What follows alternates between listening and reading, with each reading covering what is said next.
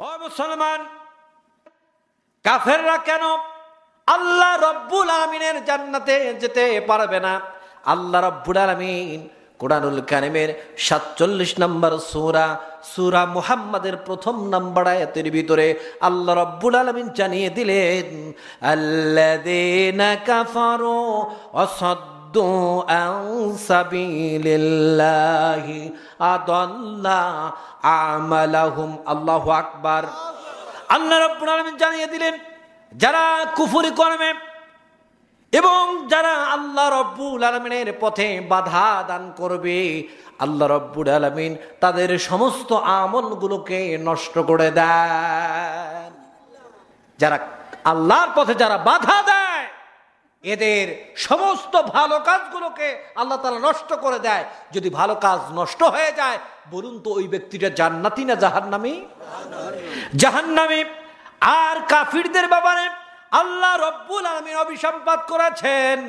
আল্লাহ রব্বুল আলামিন কুরআনুল কারীমের ৩৩ নম্বর সূরা ফুরকানের ৬৪ নম্বর আয়াতের ভিতরে আল্লাহ রব্বুল আলামিন জানিয়ে দিলেন, ইন্নাল্লাহা লাআনাল কাফিরিনা ওয়া আ'আদ্দা লাহুম সাঈরা। এখানে আল্লাহ তাআলা বললেন, নিশ্চয়ই আল্লাহ তাআলা লানত করেছেন কাফিরদেরকে এবং তাদের জন্য তৈরি করে রেখেছেন জ্বলন্ত আগুন। নাউজুবিল্লাহ বলেন, আরো জোরে বলেন নাউজুবিল্লাহ। তাহলে বোঝা গেল, যে দলের নেতা কাফির হবে ওই দল করা যাবে না, ওই দল করা হলো হারাম। তাহলে বুঝতে আর বাকি রইল না যে যারা কাফির হবে ওই কাফিরদের দলে দলভুক্ত হওয়া যাবে নাকি? শাড়ি পাইলে যাবে, লুঙ্গি পাইলে যাবে, 1000 টাকার নোট পাইলে মনে হয় যাবে? যাবে না। তার মানে বুঝা গেল যারা কাফির হবে তাদের দলভুক্ত হওয়া যাবে না। এরপরে তৃতীয় নম্বরে হলো, যে দলের নেতা হলো মিথ্যাবাদী, ওই দল করা হারাম। যে দলের নেতা কি? মিথ্যাবাদী, ওই দল করা হারাম। আল্লাহ রব্বুল আলামিন কুরআনুল কারীমের ভিতরে জানিয়ে দিলেন, ফালা তুতিল মুকাযযিবিন। আল্লাহ তাআলা এখানে বললেন, অতএব তুমি মিথ্যা প্রতিপন্নকারীদের, যারা মিথ্যা কথা বলে, তাদের অনুসরণ করো না, তাদের দলভুক্ত হয় না, তাদের সঙ্গী হয় না। আল্লাহু আকবার বলেন। মিথ্যাবাদীর কি বন্ধু হওয়া যাবে? মিথ্যাবাদীর সঙ্গী হওয়া যাবে? মিথ্যাবাদীর দলভুক্ত হওয়া যাবে? কেন যাবে না? কেন যাবে না? আল্লাহ নিষেধ করেছে মিথ্যাবাদীর অনুসরণ করা যাবে না। এখন আসেন, আমরাও তো মিথ্যা কথা বলি, কি বলি কি বলি না? বলি। অনেকেই মিথ্যা কথা বলেন। দেখেন, মিথ্যা কথা বললে তার অবস্থাটা কি? যারা একটি মিথ্যা কথা বলবে, কয়টি? একটি যারা মিথ্যা কথা বলবে, ৭,০০০ বছর জাহান্নামের আগুনে জ্বলতে হবে।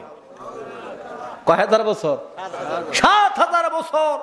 যারা ২টা মিথ্যা কথা বলবে, যারা ৩টা মিথ্যা কথা বলবে, ২১,০০০ বছর।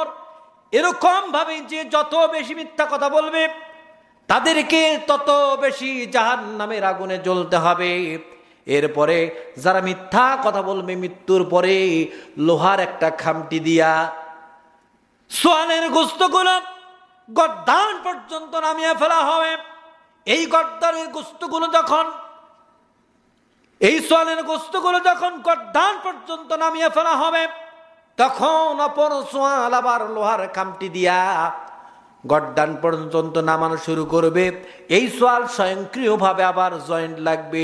এরকম ভাবে কিয়ামত পর্যন্ত তাকে কবরের মধ্যেই শাস্তি দেওয়া হবে।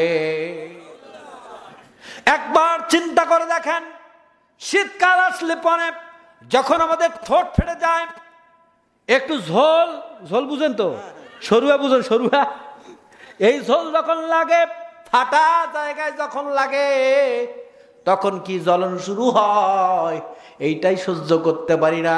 অথচ লোহার খামটি দিয়া মিথ্যাবাদীদের সোয়ালটা ছিঁড়ে ছিঁড়ে গর্দান পর্যন্ত নামিয়ে ফেলা হবে। অথচ বর্তমান সময়ে যুবকেরা, বিশেষ করে যুবকেরা আজকে এই মোবাইল ফোন পাওয়ার পরে, স্মার্টফোন পাওয়ার পরে কতটা মেয়ের সঙ্গে রিলেশন করে ও নিজেও জানে না। এরকম আছে না নাই? প্রথমে একটা ছেলের সঙ্গে SMS করে, একটা ছেলে একটা মেয়ের সঙ্গে SMS করে, কয় তুই বন্ধু আমার জীবনে প্রথম, তোকে ছাড়া আমার জীবন চলে না, তুই আমার প্রথম প্রেমিকা। এটা প্রথম জনকে SMS করলো, আবার দ্বিতীয় জনকর সাথে SMS শেষ বা চলমান আছে, আরেকজনের লাইনে পেয়েছে, তাকে ওই একই SMS, তুই আমার জীবনে প্রথম। এরকম করতে করতে 50টা পার করে দিল, সবাইকে ওই একই কথা বলেছে। তাহলে ওই ছেলেটা মিথ্যা কথা কয়টা বলেছে? 50টা যদি মিথ্যা কথা বলে, তাহলে আবার ফোনে যদি কথা বলা শুরু করে, একটা মেয়ের সঙ্গে কথা বলা শুরু করে, কতটা যে মিথ্যা কথা বলে ওই ছেলেই জানে, আর জানে কে? আল্লাহ জানে। এরকম হয় কি হয় না? আর মেয়েদের ব্যাপারও কিন্তু তাই। মেয়েরাও যে কতটা ছেলের সাথে এরকম করে সেটিং করে, ওই মেয়েরা ভালো জানে। কি ভুল বললাম নাকি? ও যুবকেরা, বলো ভুল বললাম না? যুবকদেরকে আমি বলবো, তোমাদের দ্বারাই বাংলাদেশটা স্বাধীন হয়েছে, তোমাদের দ্বারাই ইসলামের বিপ্লব ঘটবে ইনশাআল্লাহ। কি বলেন, ঘটবে কি ঘটবে না? যুবকদেরকে ইসলামের সুশীতল ছায়াতলে আসতে হবে। তাহলে বোঝা গেল যে যারা মিথ্যা কথা বলবে তাদের সোয়ালের গোস্তগুলো গর্দান পর্যন্ত নামিয়ে ফেলা হবে। এরপরে তৃতীয় নাম্বার হল,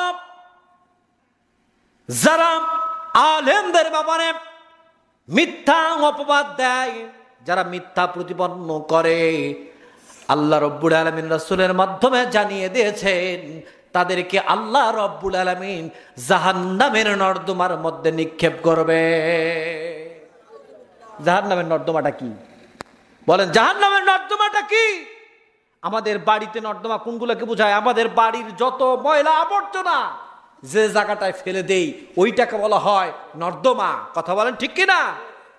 জাহান্নামের নর্দমাটা হচ্ছে যেখানে জাহান্নামবাসীদেরকে রাখা হবে, জাহান্নামবাসীদের শরীর থেকে রক্ত পুঁজ গলে গলে গলে গলে যেই জায়গার মধ্যে গিয়া জমাট বাঁধবে, ওই জায়গায় যারা আলেমদের ব্যাপারে মিথ্যা অপবাদ দেয় তাদেরকে ওই জায়গার মধ্যে আল্লাহ তাআলা ফেলে দিবেন। বলেন নাউজুবিল্লাহ। চিন্তা করে দেখেন, আলেমদের ব্যাপারে কি মিথ্যা বিশুদ্ধার করা যাবে? বলেন যাবে? অনেকে আলেমদের ব্যাপারে আঙ্গুল তোলে, মিথ্যা অপবাদ দেয়। ও মিয়া, তুমি যে আলেমদের ব্যাপারে মিথ্যা অপবাদ দাও, যদি আলেমদের ব্যাপারে তুমি যদি এরকম আঙ্গুল তোলো, আমার তো মনে হয় তোমার বাবার তোমার মায়ের যে বিবাহ পড়িয়েছেন কোন না কোন একজন আলেম পড়িয়েছেন। কি পড়ার নাই? যারা আলেমদের ব্যাপারে আঙ্গুল তুলবে মনে রাখবেন অবশ্যই বিবাহের মধ্যে ভেজাল আছে, আর বিবাহের মধ্যে যদি ভেজাল থাকে ওই সন্তানটা হচ্ছে অবৈধ সন্তান। কথা বলেন? মানুষ মোট কথা জারুয়ে ছাওয়া। জারুয়া বুঝেন? বুঝেন বুঝেন আমাদের রংপুরের ভাষায় বললাম, হ্যাঁ, জাউরে ছাওয়া। খুতবাত ভেজাল হয় নাই? হয় নাই? হুজুরের যদি ভেজাল হয় থাকে খুতবাত ভেজাল হয় নাই? হয়েছে। তার মানে বিবাহটা যদি খুতবা ছাড়াই হয়ে থাকে তাহলে কি হয়েছে? জারুয়া হয়েছে। বোঝা গেল? এই জন্যে মনে রাখবেন, যারা আলেমদের ব্যাপারে মিথ্যা অপবাদ রচনা করবে তারা হচ্ছে জারোর সন্তান। যারা ঠিক বলবেন না তারা ওই তরিকার লোক। ও মুসলমান, খারাপ লাগতেছে? হ্যাঁ লাগুক, তাতে কি? আসছি যখন বলে যাই। এরপর দেখেন, যারা মিথ্যা কথা বলবে রহমতের ফেরেশতারা তাদের কাছ থেকে 3000 গজ দূরে চলে যায়। কয় হাজার গজ? 3000 গজ। মুখের দুর্গন্ধের কারণে 3000 গজ দূরে চলে যায়। বলেন নাউজুবিল্লাহ। মিথ্যা কথা বলা যাবে? মিথ্যাবাদী যারা, তাদের অনুসরণ করা যাবে না, তাদেরকে বন্ধু পর্যন্ত বানানো যাবে না। কথা বলেন ঠিক কিনা? ও মুসলমান, সহিহ বুখারীর বর্ণনা এসেছে, রাসূল কারীম সাল্লাল্লাহু আলাইহি ওয়াসাল্লাম একদিন সাহাবীদেরকে নিয়ে বললেন, ও সাহাবীরা, তোমরা কি জানো সবচাইতে বড় পাপ কি? সাহাবীরা বললেন, ইয়া রাসূলুল্লাহ, ইয়া হাবিবাল্লাহ, এ ব্যাপারে আপনি এবং আপনার আল্লাহই ভালো জানেন, আমরা ভালো বলতে পারবো না। আল্লাহ রাসূল সাল্লাল্লাহু আলাইহি সাল্লাম বললেন, সব চাইতে বড় পাপ হলো তিনটি। কয়টি? তিনটি। সব চাইতে বড় পাপ হলো তিনটি। এক নাম্বার হলো যারা আল্লাহ রব্বুল আলামিনের সাথে শিরক করে। শিরক করা এক নাম্বার হচ্ছে আল্লাহর সাথে অংশীদার স্থাপন যারা করে, সবচাইতে বড় গুনাহ করে। নাউজুবিল্লাহ বলেন। দ্বিতীয় নাম্বার হলো যারা মিথ্যা কথা বলে, তারা সবচাইতে বড় পাপী। নাউজুবিল্লাহ বলবেন না? আর তৃতীয় নাম্বার হলো যারা পিতামাতার সঙ্গে খারাপ ব্যবহার করে, তারা হচ্ছে সবচাইতে বড় পাপী। পিতামাতার সঙ্গে খারাপ ব্যবহার করার মতো লোক আছে না নাই? এই এলাকায় নাই? আছে? এই এলাকায় আছে। তার মানে পিতামাতার সঙ্গে যারা খারাপ ব্যবহার করবে, এরা সবচাইতে বড় পাপী। নাউজুবিল্লাহ বলেন। সন্তান যদি আলেম হয়, সন্তান যদি হজ করে আসে, আর পিতামাতার মনে যদি কষ্ট দিয়ে থাকে, ওই সন্তানের হজ কোনো কাজে আসবে? ওই সন্তান যদি আলেম হয়, বক্তা হয়, এই বক্তাগিরিও কোনো কাজে আসবে না, কারণ ওই সন্তান হবে জাহান্নাবী। বর্তমানে আমরা আমাদের ঘরে যখন আমাদের স্ত্রী চলে আসে, আসার পরে আমরা আমাদের পিতামাতাকে পর করে দেই, পিতামাতাকে আমরা বৃদ্ধাশ্রমে রেখে আসি, পিতামাতাকে আমরা আলাদা করে দেই। কথা বলেন ঠিক কিনা? অমুসলমান যারা পিতামাতাকে যারা পর করে দিবে, তাদের জন্য জাহান্নামটা প্রস্তুত হয়ে আছে। একটা ঘটনা আপনাদেরকে বলি। আল্লাহ রাসূল সাল্লাল্লাহু আলাইহি ওয়াসাল্লাম একদিন এক কবরের পাশ দিয়া তিনি যাচ্ছেন। যাওয়ার সময় তার অনুভব হলো ওই কবরের ভিতরে আযাব হচ্ছে। আল্লাহ রাসূল সাল্লাল্লাহু আলাইহি ওয়াসাল্লাম সাহাবীদেরকে বললেন, ও সাহাবীরা, তোমরা তালাশ করে দেখো তো এই কবরে যেই ব্যক্তিটা শুয়ে রয়েছে তার কোনো ওয়ারিশকে খুঁজে পাও কিনা। সাহাবীরা তালাশ করতে আরম্ভ করল। তালাশ করতে গিয়া একজন বৃদ্ধা মায়ের দেখা পেয়ে গেল। দেখা পাবার পরে বৃদ্ধা মাকে গিয়ে বলল, মা, ও মা, ওইখানে যে কবরটা রয়েছে মা, ওই কবরটা কার? বৃদ্ধা মা বললেন, ও নবীর সাহাবীরা, ওই কবরটা আমার সন্তানের কবর, কিন্তু আমার সন্তানকে আমি ত্যায্য করে দিয়েছি।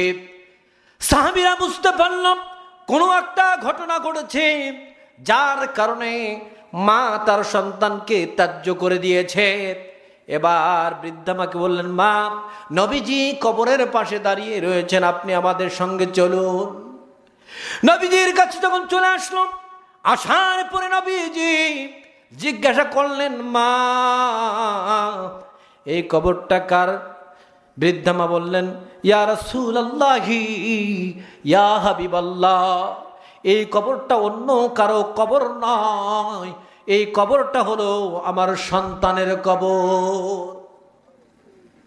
ইয়া রাসূলুল্লাহি, আমার সন্তানকে আমি ত্যায্য করে দিয়েছি। যখন ত্যায্য করার কথা বললেন, বিশ্ব নবীজি বললেন, মা, কোন অপরাধের কারণে আপনার সন্তানকে আপনি ত্যায্য করে দিয়েছেন জানতে চাই। বৃদ্ধা মা দু চোখের পানি ছেড়ে দিয়া বললেন, ইয়া রাসূলুল্লাহ, আমার সন্তান যখন জীবিত ছিল আমি অসুস্থ হয়ে পড়লাম। অসুস্থ হয়ে পড়ার পরে আমার সন্তানকে বললাম, বাবা, আমার কাশি পেয়েছে, জ্বর এসেছে বাবা, আমার জন্য তুমি বাজার থেকে ঔষধ নিয়ে এসো। আমার সন্তান বাজারে চলে গেল। বাজারে চলে যাবার পর তার স্ত্রীও খরচের কথা বলল। বাজার থেকে যখন চলে আসলো, আসার পরে আমি জিজ্ঞাসা করলাম, বাবা আমি তোমাকে ঔষধের কথা বলেছি, তুমি আমার জন্য ঔষধ এনেছো কিনা জানতে চাই। ছেলে বলল, মা তোমার ঔষধের কথা আমার মনে নাই, অথচ স্ত্রী যা জানতে বলেছে সব কিছু নিয়ে এসেছে। বর্তমান সময়ে এরকম সন্তান আছে না নাই? মা বাবা যদি কোনো কথা বলে, কোনো কিছুর কথা বলে, সেই সময় টাকা থাকে না, অভাব ধরে যায়। আর স্ত্রী যত কিছুর কথা বলে সব এনে হাজির হয়ে যায়। ও মুসলমান, বুড়িমা বললেন, ইয়া রাসূলুল্লাহ, আমি আমার সন্তানকে কোনো কথা না বলে আমি ঘরের ভেতরে চলে গেলাম। রাত যত গভীর হয় আমার কাশ তত বৃদ্ধি পেতে আরম্ভ করে দিয়েছে। আমি কাঁদতেছি। পাশের ঘর থেকে ছেলের স্ত্রী ছেলেকে বলল, তোমার মায়ের কাশের কারণে আমার ঘুম নষ্ট হয়। ও মুসলমান, এরকম বেয়াদব মার্কা বেটার বউ বর্তমানে ঘরে ঘরে আছে না নাই?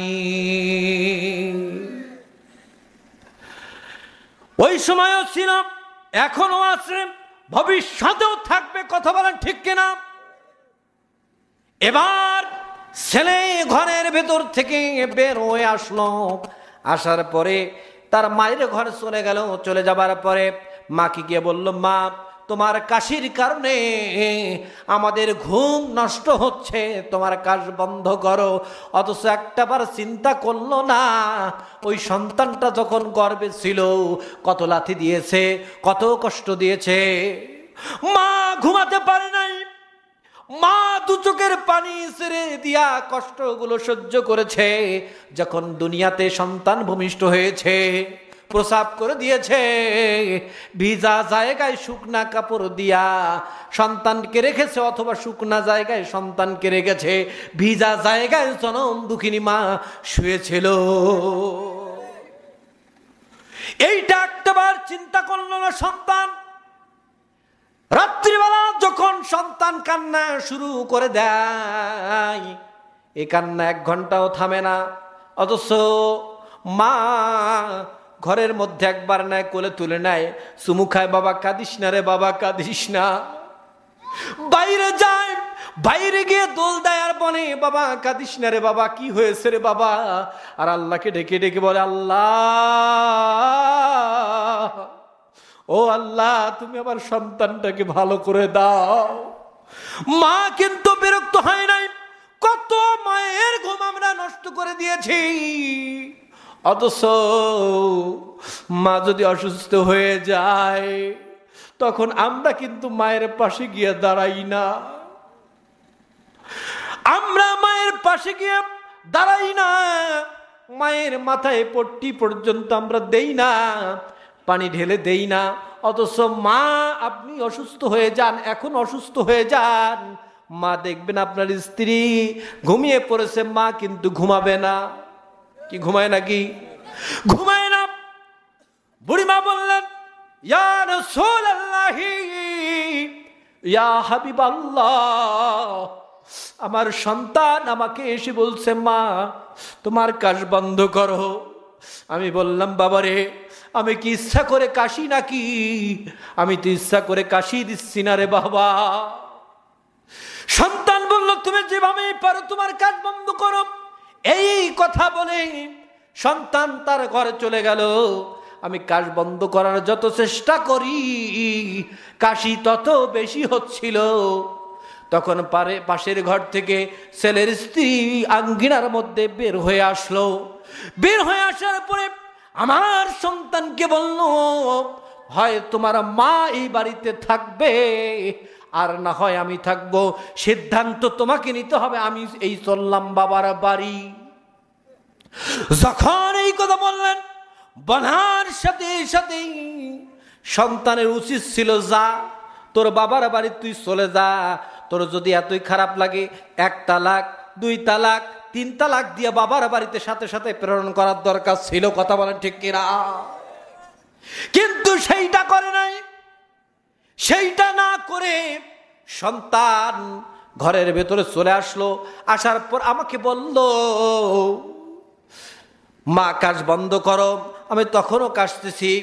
যখন আমি কাশতেছি, জোরে জোরে কাশতেছি, কাশি দিচ্ছি, ও ইয়া রাসূলুল্লাহ, তখন আমার সন্তান আমার মুখটা চেপে ধরেছি। ইয়া রাসূলুল্লাহ, যখন আমার মুখটা চেপে ধরেছে আমার দম বন্ধ হয়ে গেছে। ইয়া রাসূলুল্লাহ, আমি জমিনের মধ্যে লুটিয়ে পড়লাম।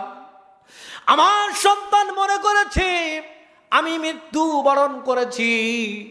ইয়া রাসূলুল্লাহ, তখন মুখ থেকে হাতটা যখন টান দিয়েছে, টান দেওয়ার সাথে সাথে আমার কাশি আরো বৃদ্ধি পেয়েছে। জোরে জোরে যখন কাশি দিচ্ছিলাম, তখন ইয়া রাসূলুল্লাহ, আমার সন্তান তার হাত দিয়া আমার গালের মধ্যে থাপ্পড় মেরেছে। ইয়া রাসূলুল্লাহ, এলো পাতানি ভাবে আমাকে মেরেছে। ইয়া রাসূলুল্লাহ,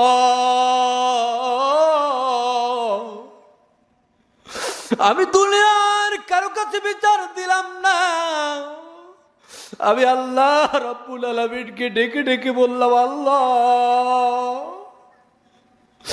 ও আল্লাহ, এই সন্তানকে যদি আমি গর্ভে ধারণ করে থাকি, আল্লাহ, বুকে দুধ পান করে থাকি, আল্লাহ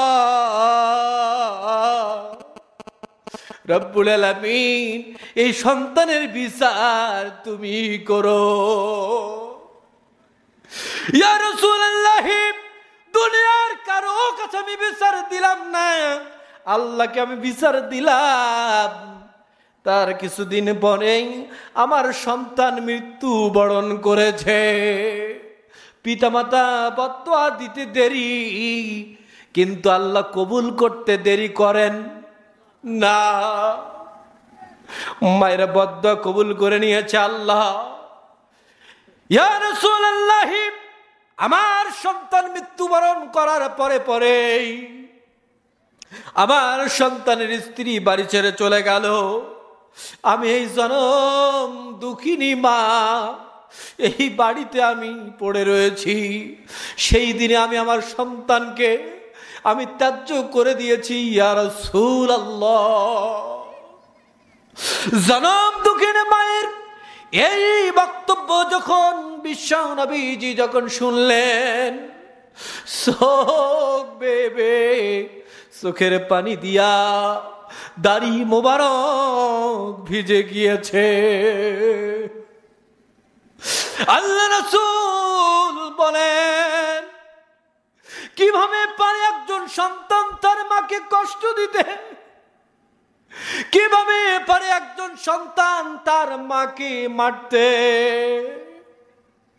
আল্লাহ রাসূলও ক্রন্দন করে, সাহাবীরাও ক্রন্দন করে, এদিকে জনম দুঃখিনী মাও ক্রন্দন করে।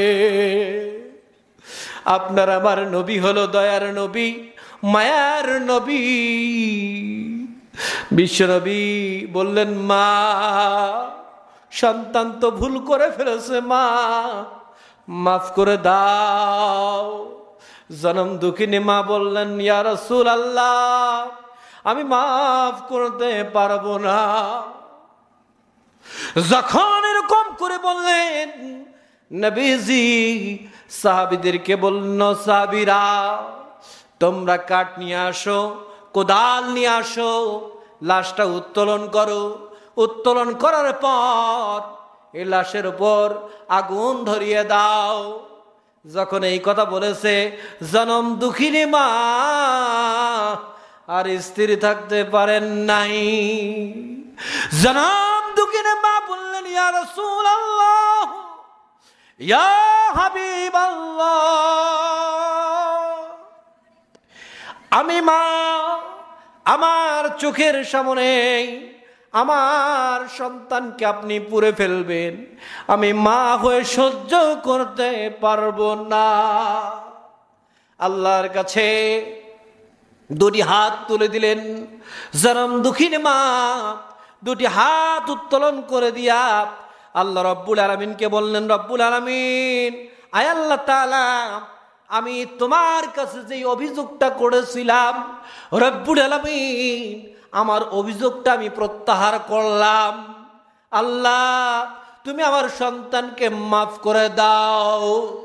যে এরকম করে দোয়া করেছেন, সাথে সাথেই আল্লাহ রব্বুল আলামিন মায়ের দোয়া কবুল করে নিলেন। বলেন সুবহানাল্লাহ। আরো ধরে বলেন সুবহানাল্লাহ। কবর আযাব আল্লাহ তাআলা মাফ করে দিলেন। আল্লাহু আকবার বলেন। তাহলে মায়ের মনে কষ্ট দেওয়া যাবে?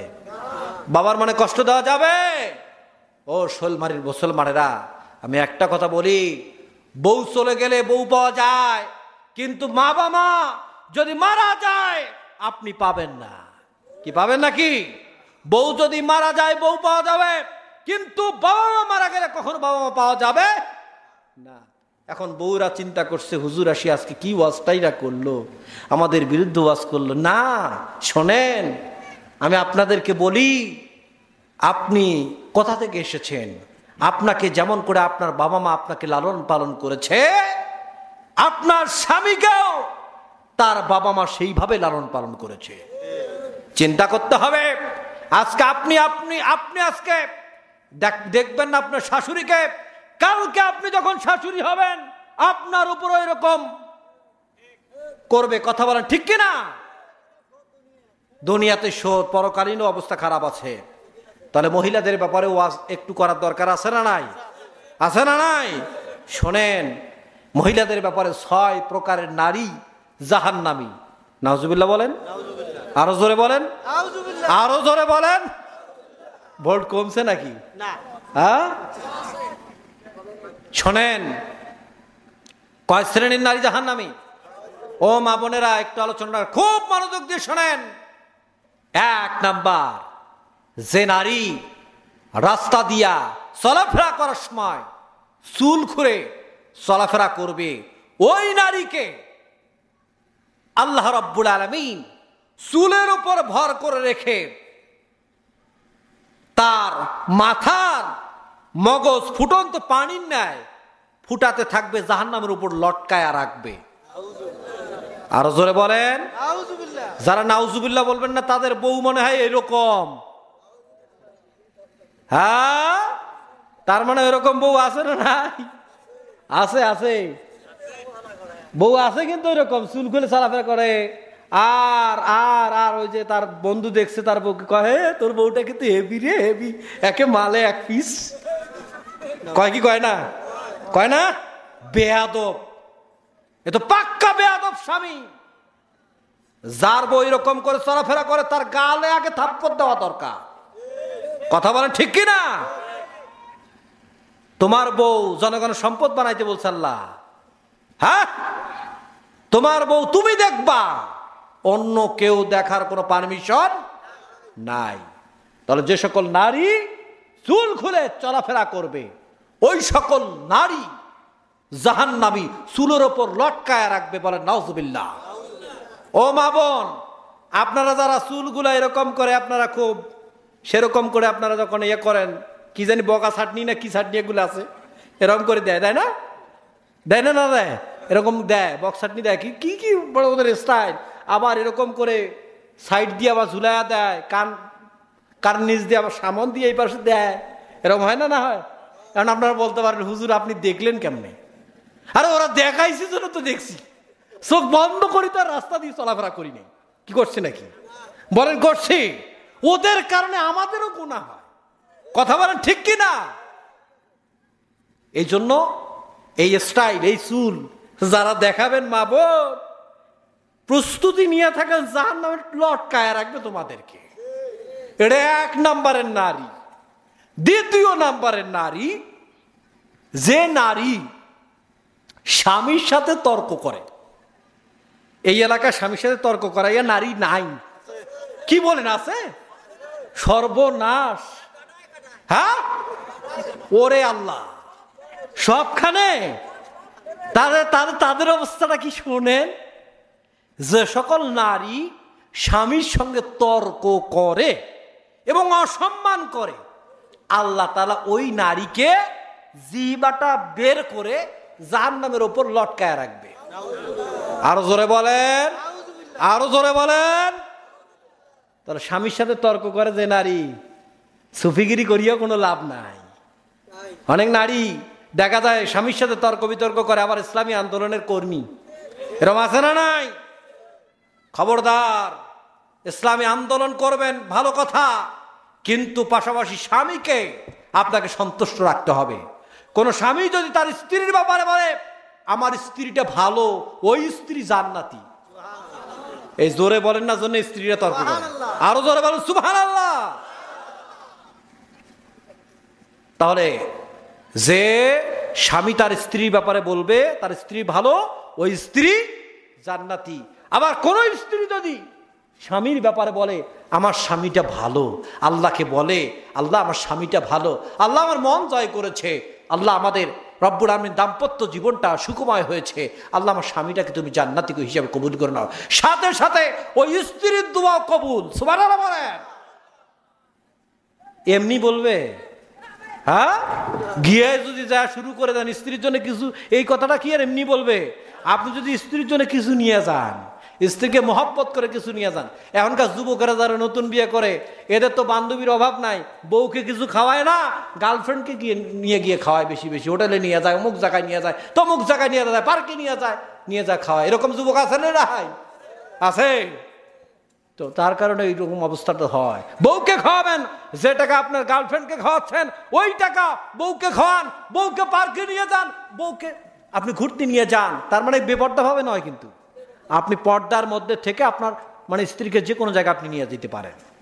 তাহলে বোঝা গেল যে নারী স্বামীর সাথে তর্ক বিতর্ক করবে, ওই নারীকে জিহ্বাটা বের করে জাহান্নামের উপরে লটকায় রাখবে। নাউজুবিল্লাহ বলেন। 3 নাম্বার, যে নারী স্বামী থাকা সত্ত্বেও পরপুরুষের সাথে কুকর্মে লিপ্ত থাকে, অপকর্মে লিপ্ত থাকে। বর্তমানে এরকম আছে না নাই? স্বামী বেচারা ঘুমাইছে এদিকে, আর এদিকে স্ত্রী বেশ্রী ফোন দিচ্ছে, হ্যালো তুমি কই, তুমি কই, এরকম আছে না নাই? মেসেঞ্জার চ্যাট করতেছে, তুমি কই, তুমি আসো, বারান্দায় আসো, আমি আসি, রেডি আসি, এরকম আছে না নাই? যে সকল নারী এরকম কুকর্মে মানে লিপ্ত থাকবে, স্বামী ব্যতীত অন্য পরপুরুষের সঙ্গে অপকর্মে লিপ্ত থাকবে, ওই নারীর স্তনের উপর ভর করে আল্লাহ তাআলা জাহান্নামে লটকায় রাখবেন। নাউজুবিল্লাহ জোরে বলবেন না? খবরদার মা বোন, স্বামীকে সর্বোচ্চ চেষ্টা করবেন মানে সুখ দেওয়ার, স্বামীকে তৃপ্ত করবেন, তাহলে ওই স্বামী দোয়া করবে আপনি জান্নাতি হয়ে যাবেন। 4 নম্বর হচ্ছে অপবিত্র থাকা সত্ত্বেও যে নারী পবিত্রতা অর্জনে অলসতা করবে এবং নিজের পা বক্ষ বরাবর আল্লাহ তাআলা তাদের মানে আটকায় রাখবেন। নাউজুবিল্লাহ বলবেন না? এবং যে নারী নামাজে অলসতা করবে, নারীরা পুরুষের চেয়ে নামাজ পড়ে, বেশি পড়ে না কম পড়ে? এর জোরে বলেন, কম পড়ে না বেশি পড়ে? তারা বেশি পড়ে, কিন্তু ফজরের নামাজ পড়ে সূর্য ওঠার পর, জোহরের নামাজ পড়ে আসরের একটু আগে, আসরের নামাজ পড়ে মাগরিবের একটু আগে। কথা বলেন ঠিক কি না? এখানে বলা হয়েছে যে নারী নামাজ পড়ার ক্ষেত্রে অলসতা করে, ওই নারীর এই শাস্তির দেওয়া হবে। নাউজুবিল্লাহ বলবেন না?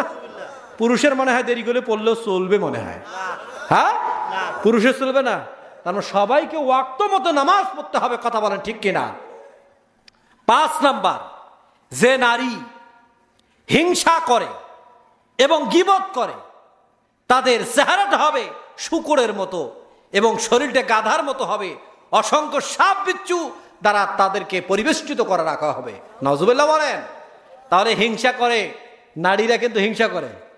এক ভাই ভালো চলছে না, আর এক ভাই খুব হিংসা করে, কিন্তু পাশের বাড়ি তোমার 2 ভাই, এটা তো একে যদি একটা সুকেশ নিয়ে আসছে ওইটা দেখি জ্বলে পড়ে মরে, হিংসা করে, এরকম আছে না নাই? আর গিবত চর্চা আছে না নাই? মহিলাদের ভেতরে কিন্তু গিবত চর্চা আছে। ওই যে মাথার উকুন, যখন আপনারা বাইরে চলে যান, 4-5 জন মহিলা যখন একসাথে হয়, মাথার উকুন আছে না, উকুন উকুন বাসে আর কয়, বুঝান ও বুঝান, তুই জানিস জানিস রে বুঝান, ওটা কি কি হয়েছে জানিস? ওই যে অমুকের বেড়া ছাওয়াটা না, ওই অমুকের সাথে অমুকের সাথে অমুকের সাথে তমুকের সাথে কি, এরকম আছে না নাই? এরকম আছে। তার মানে যে নারীরা এরকম করবে, আল্লাহ তাআলা তাদেরকে শুকরের চেহারা দিয়া হাসরের ময়দানে উঠাবেন। নাউজুবিল্লাহ বলে। 6 নাম্বার, যে নারী অপরের সুখ দেখে, মানে কি করবে, অপরের সুখ দেখে হিংসা করে, অপরের সুখ দেখে কি করে, হিংসা করে এবং উপকার করে খোটা দেয়। উপকার করে খোটা দেয় নারী আছে না নাই? খালি একবার ঝগড়া বাজুক, 20 বছর আগে কি কি উপকার করছে সবগুলো সামনে আনি হাজির করে। হ্যাঁ, তোর জন্য এটা করছ রে, মরে দিয়ে না এটা করছিস, মরে দিয়ে না ওটা করছিস, আজকে তোর ডেবর ডেবর রে, এরকম আছে না নাই? রংপুরের ভাষায় বলতেছি, বোঝেন তো নাকি? এরকম করে কিন্তু নারীরা। তা 20 বছর আগে যেটা উপকার করছেন, উপকার করে খোটা দেওয়া যাবে না। যদি উপকার করে খোটা দেন, তাহলে আপনার চেহারাটা হবে কুকুরের মতো। কিসের মতো? কুকুরের মতো। আর কুকুরের মতো চেহারা দিয়ে আল্লাহ তাআলা হাসরের ময়দানে উঠাবেন, মুখ দিয়া জাহান্নামের আগুন ঢুকাবেন এবং মালদা দিয়ে জাহান্নামের আগুন বের করবেন। নাউজুবিল্লাহ বলবেন না? তাহলে চিন্তা করে দেখেন, ও মা ও বোন, আপনাদেরকে বললাম, আপনারা যদি 4টা কাজ করেন, কয়টা কাজ? 4টা কাজ যদি আপনি করতে পারেন, 8টা জান্নাতের যে কোনো দরজা দিয়া জান্নাতে প্রবেশ করবেন। বলেন সুবহানাল্লাহ। 1 নম্বরে কি? নামাজ। আপনার 5 ওয়াক্ত নামাজ যদি আপনারা পড়তে পারেন, তাহলে 8টা জান্নাতের যে কোনো দরজা দিয়ে জান্নাতে প্রবেশ করবেন। বলেন সুবহানাল্লাহ। 2 নম্বর হচ্ছে রমজান মাসের রোজা। রমজান মাসে রোজা, তারা কিন্তু রোজা রাখে, রোজা রাখে, স্বামী মরলেও কিন্তু, স্বামী অসুস্থ হইলেও রোজা রাখে। মহিলারা রোজা বেশিই রাখে, কথা বলেন ঠিক কিনা? এরা রোজা সহজে কাজা করতে চায় না, রোজা রাখে, এরা রোজা রাখে। 3 নম্বর হচ্ছে স্বামীর খেদমত। কি? স্বামীর খেদমত। এরা স্বামীর খেদমত করে না, কিন্তু নারীরা স্বামীর খেদমত করে না। আজকে যতটুকু বললাম, স্বামীর খেদমত করবেন, 8টা জান্নাতের যে কোনো দরজা দিয়ে জান্নাতে প্রবেশ করবেন। বলেন সুবহানাল্লাহ। আর 4 নাম্বার কি? সতীত্বের হেফাজত। সতীত্বের হেফাজত করবেন, তাহলে 8টা জান্নাতের যে কোনো দরজা দিয়া জান্নাতের ভিতরে প্রবেশ করবেন। বলেন সুবহানাল্লাহ।